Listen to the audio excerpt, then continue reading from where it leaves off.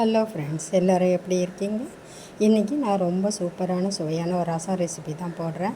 கீரை தண்டு இருக்குது பாருங்கள், அதில் சின்ன சின்ன மெல்லிஸ் தண்டு இருக்கும் பார்த்தீங்களா, அதெல்லாம் நம்ம அரிஞ்சு போடுவோம். இல்லாட்டினா அதை வேஸ்ட்டு கூட பண்ணலாம்.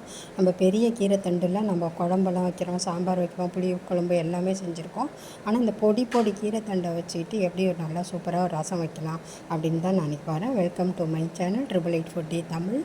இப்போ இந்த ரசத்துக்கு பார்த்திங்கன்னா ரொம்ப சூப்பராக இருக்கும். நார்ச்சத்து ரொம்ப இதில் இருக்குது. உடம்புக்கு ரொம்ப நல்லதும் கூட, ரொம்ப டேஸ்ட்டாகவும் இருக்கும். வாங்க இதை வீடியோக்குள்ளே போய் எப்படி செய்யலான்னு பார்க்கலாம். ஃப்ரெண்ட்ஸ், கீரை தண்டு ரசத்துக்கு இது போல் நான் ஒல்லி கீரையாக எடுத்து வச்சுருக்கேன். ஒரு கட்டு கீரையில் எனக்கு தேவையான அளவு தண்டு எடுத்து வச்சுருக்கேன். நம்ம கீரை தண்டுன்னு நல்லா குண்டாக இருக்கிற தண்டு வாங்கி அதை பல ரெசிபி செய்வோம். சாம்பார் வைப்போம், புளிக்குழம்பு, எல்லாம் கறிக்குழம்பு கூட நாங்கள் வைப்போம்.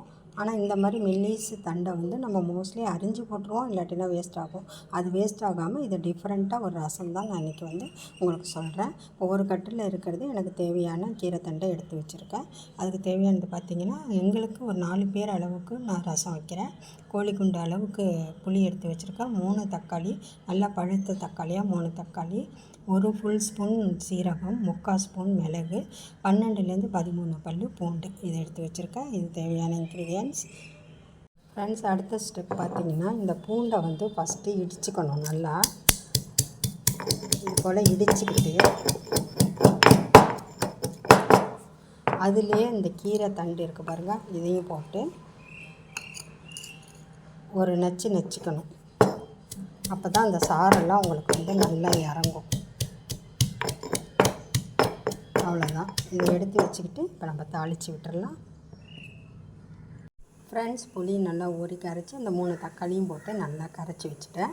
இதில் இன்னும் மிளகு சீரகம்லாம் போடலை. இதில் முதல்ல கருவேப்பிலை போட்டுக்கலாம், கொத்தமல்லி போட்டுக்கலாம். இதை போட்டு நல்லா கரைச்சி விட்டுறணும் தக்காளியோட. நல்லா கரைச்சி விட்டுட்டு அதுக்கப்புறம் தாளித்து விடலாம். ரசத்துக்கு தேவையான உப்பு போட்டுக்கிறேன். இந்த மிளகு சீரகம் நுணுக்கி வச்சுருக்கோம், அதை போட்டுக்கிறேன். இப்போ தேவையான அளவு தண்ணி ஊற்றிக்கலாம்.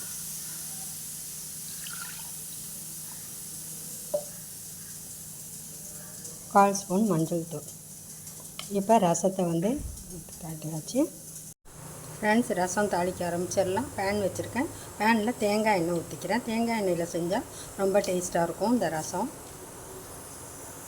எண்ணெய் காஞ்சிருச்சு, கடுகு போட்டுக்கிறேன்.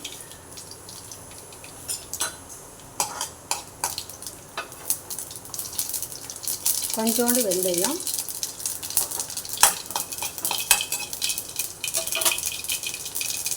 அதோட கொஞ்சோண்டு வெங்காயம். இந்த வெங்காயம் நல்லா ப்ரௌனாக வதங்கணுங்க. நல்லா வதங்கணும், வறுபட்ட மாதிரி வதங்கணும். வெங்காயம் பாருங்கள், வறுபட்ட மாதிரி வதங்கிருச்சு. நல்லா வதங்கணும். இந்த ஸ்டேஜில் இதை தட்டி வச்சுருக்க கீரை தண்டு பூண்டு இதை போட்டு ஒரு வதக்கிக்கலாம்.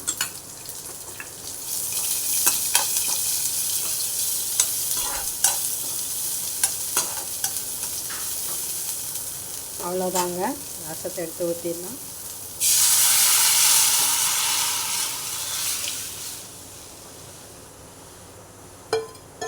பெருங்காயம் ஒரு 1/4 ஸ்பூன், அதை நம்ம சும்மாவே போட்டுக்கலாம், வதக்கணும்னு அவசியம் இல்லை. அவ்வளோதாங்க. இந்த ரசம் நுரைச்சி 1 நிமிஷம் கொதித்தாலே போதும். இப்போ நல்லா நுரைச்சி வந்திருக்கு பார்த்தீங்களா.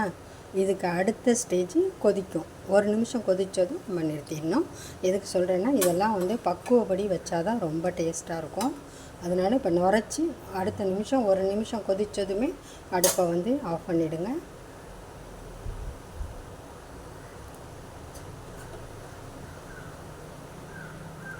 நம்ம அந்த கீரை தண்டு சாறு இறங்கிறதுக்காக தான் இந்த 1 நிமிஷம் கொதிக்கிறது. ரொம்ப நேரம் கொதிச்சிட்டா நல்லா இருக்காது.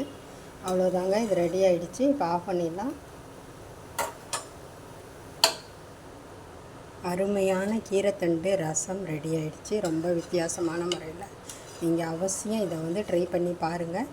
உங்களுக்கு எப்படி வந்துச்சு, எப்படி பிடிச்சிருந்துச்சா இல்லையான்னு கட்டாயம் ஷேர் பண்ணுங்கள். ரொம்ப சந்தோஷப்படுவேன். தேங்க்யூ.